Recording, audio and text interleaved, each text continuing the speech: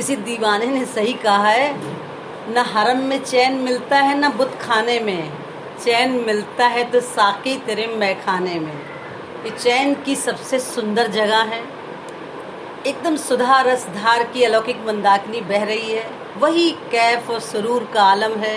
बैठे रहो, अपना नाम बुलाए जाने तक चेतना सजग नहीं थी कि कहाँ है। ऐसा प्रभु की दया है यहाँ पर कि सब, चाहे भले वो सामने उपस्थित ना हो, पर हम लोगों को चारों ओर से वही घेरे हुए हैं, वही हमारे मन में और वही बाहर है। तो ऐसा सुंदर समय, वाकई खुराक बहुत ज़रूरी है। इसी क्रम में लास्ट संडे में हम लोगों ने कहा था कि वे अपने शिक्षक सदगुरु की बातों का एक बार बातों को रिवाइज़ किया जाए, उन्हें स्मरण किया जाए, जो निहायत ज़रूरी है। तो अपने सदगुरु शिक्षक जयपुर वाले साहब की एक बात कही थी, उसी बात के क्रम में आगे ये बात है। पहली बात थी कि भाई कोई हमारे मत का नहीं है, मत भिन्नता है, तो उसका ये अर्थ नहीं है कि हम उससे लड़ाई करें, उससे वाद विवाद करें, तर्क करें। और इस एक आप्त वाक्य ने जीवन में बहुत सारी विरोधी परिस्थितियों में हमें संयम में रखा।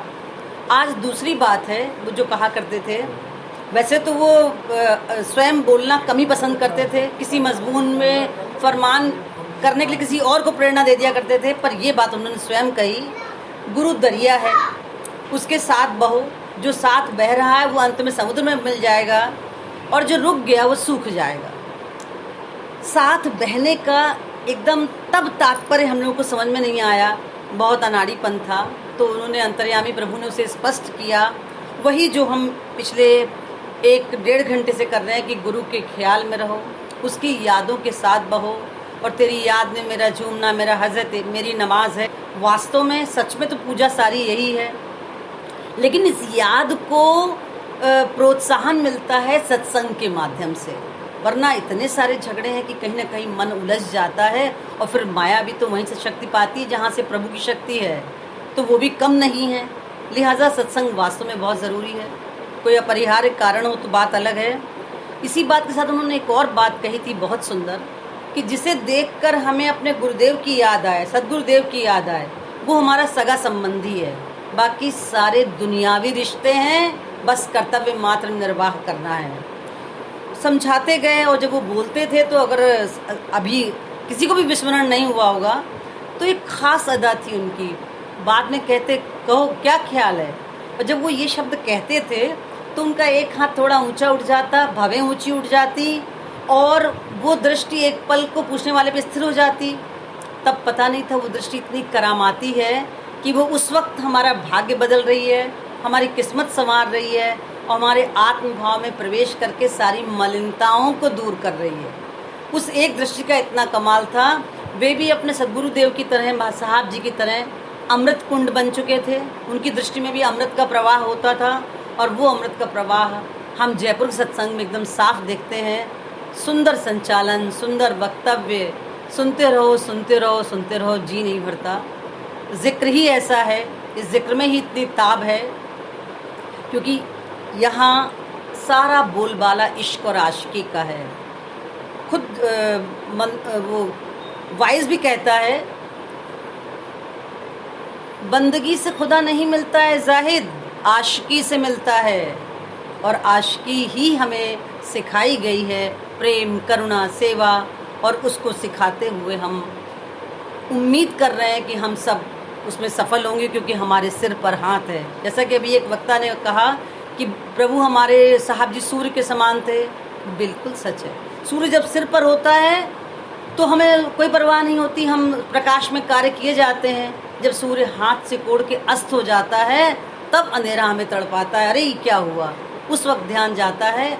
तो उनकी उपस्थिति से ज़्यादा ये अनुपस्थिति कीमती है, जिसमें हमें हर समय अभाव अनुभव होता रहता है, उनकी याद आती रहती है, और वो याद ही सर्व कल्याणकारी है। एक और टाइम कम है, एक और आखिरी बात कहना चाहूँगी। हमारे श्रद्धेय आचार्य विश्वनाथ जी से हमारी बात हो रही थी, तो हमने उनसे कहा, देखिए सब कुछ सेटल है, बच्चे के बच्चे भी सेटल हैं, क्या कोई ऐसी इच्छा है जो आपकी अधूरी रह गई हो। वो थोड़ी देर सोचते रहे, बड़े भावभंग थे उस समय, भाव विभोर होकर कहते हैं, हाँ एक इच्छा अभी शेष है, अधूरी रह गई है। भाई वो क्या है? बोले ऐसी आरजू थी कि हम समाधि भवन का निर्माण पूरा देखते, और उसको देख के आंखों में भर के तब जाते, वो भी। इसलिए ये मेरा ख़ास अनुरोध है उन जिम्मेदार लोगों को से, जिनके ऊपर ये उत्तरदायित्व तो है कि निर्माण की गति भाई मंथर है, मंथर है, इसमें तीव्रता आनी चाहिए। होना तो ये चाहिए था, जो साहब जी का शयन कक्ष है उसके साथ के कमरे स्मृति संग्रहालय का रूप ले लेते, एक कमरा एक कक्ष पुस्तकालय बनता जिसमें साहब जी की सारी प्रिय पुस्तकें और उनकी स्वयं रचित पुस्तकें होती। वो पुस्तकालय के रूप में इतनी सजी होती कि नई पीढ़ी जब प्रवेश करती उसमें तो वो पढ़ के उसी ख्याल में गुम हो जाती। एक और कक्ष होता जिसमें उनके सारे परिधान सुंदर शीशे के केस में सजे होते और देख के ऐसा आभास होता कि हम साहब जी से मिल रहे हैं। एक तीसरा कक्ष भी होता जिसमें उनको मिले समय समय पर सारे उपहार होते। स्वयं मेरे सामने की बात है, एक बार एक जन्मदिन पर वहाँ मेरा भी उपस्थित होना था कि एक भक्त बहुत सुंदर दरी बुन के लाया और दरी के बीच में साहब जी की धागों से छवि उकेरी गई थी, बहुत सुंदर छवि मुस्कुराती हुई। एक और अन्य सज्जन चांदी की प्लेट पर साहब जी की छवि उकेर के लाए मुस्कुराती हुई, जैसी पीली पगड़ी में है कि मुस्कुरा रहे हैं, बस उन्होंने मुस्कुराया और चारों तरफ फूल खिले हुए हैं। हम देखते रहें और गुम हो जाएं, ऐसी दृश्य और ऐसी दृश्यावली थी वो। ऐसे तमाम अनगिनत उपहार उन्हें मिले होंगे। तो तीसरे कक्ष में उन उपहारों की सजावट हो, साहब जी के बचपन से लेके निर्वाण तक सारे जितने उपहार मिले वो हों। फोर्थ वाले एक और कक्ष में उनके सारे चित्र हों, बालपन से लेकर आश्रम के छोटे से छोटे सेवक के साथ खड़े हुए, और वो चित्र बहुत सुंदरता से सजे हों। ये चारों कक्ष मिलकर स्मृति संग्रहालय बनते।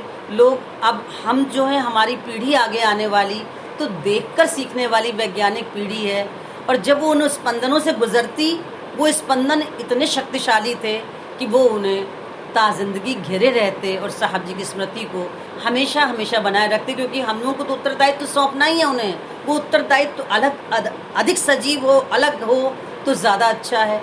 तो कृपया इस ओर भी ध्यान दें कि हमारी समाधि का निर्माण शीघ्र पूर्ण हो, और फिर उस शीघ्र पूर्ण होने पर बहुत सुंदर बड़ा भंडारा हो जिसमें हमारे सारे बुजुर्गान दीन उपस्थित हों और हम अपने जीवन को कृतकृत्य कर सकें। एक महबूब लापरवाह सा, एक मोहब्बत बेपनाह सी हमारे हृदय में रहे और हम उस मोहब्बत में जीते रहें। और वाकई यही हो कि हमारी उस मकतब का दस्तूर निराला है, हम उसमें हमें कभी छुट्टी ना मिले, कभी छुट्टी ना मिले। बहुत बहुत धन्यवाद।